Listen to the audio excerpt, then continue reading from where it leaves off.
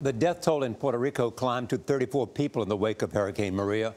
93% of the island is still without power. President Trump visited the battered U.S. territory yesterday to meet with storm victims and first responders. David Begnaud is in San Juan, Puerto Rico. David, good morning.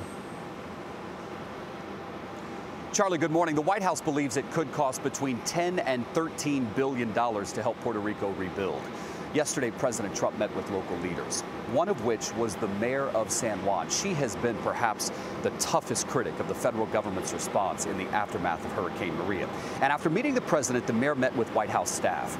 And when she walked away from that meeting, she announced that she believes the White House understands the disconnect, as she put it, between what is supposed to happen and what really happens.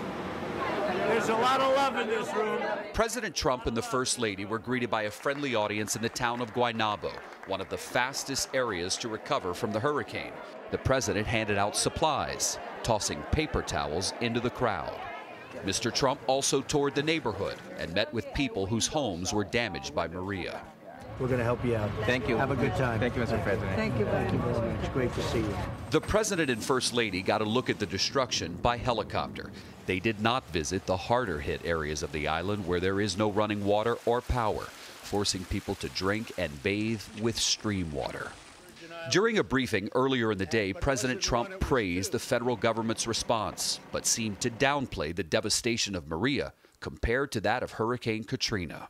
If you look at a real catastrophe like Katrina, and you look at the tremendous hundreds and hundreds and hundreds of people that died, you can be very proud of all of your people, all of our people working together.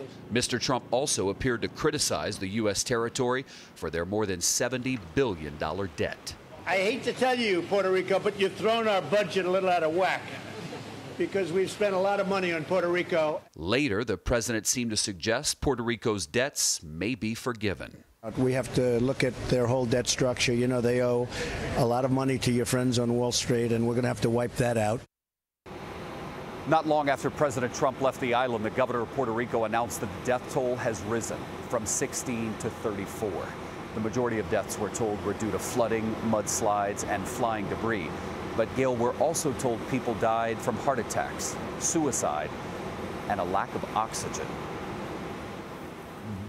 Boy, thank you very much, David Begnaud, reporting from Puerto Rico.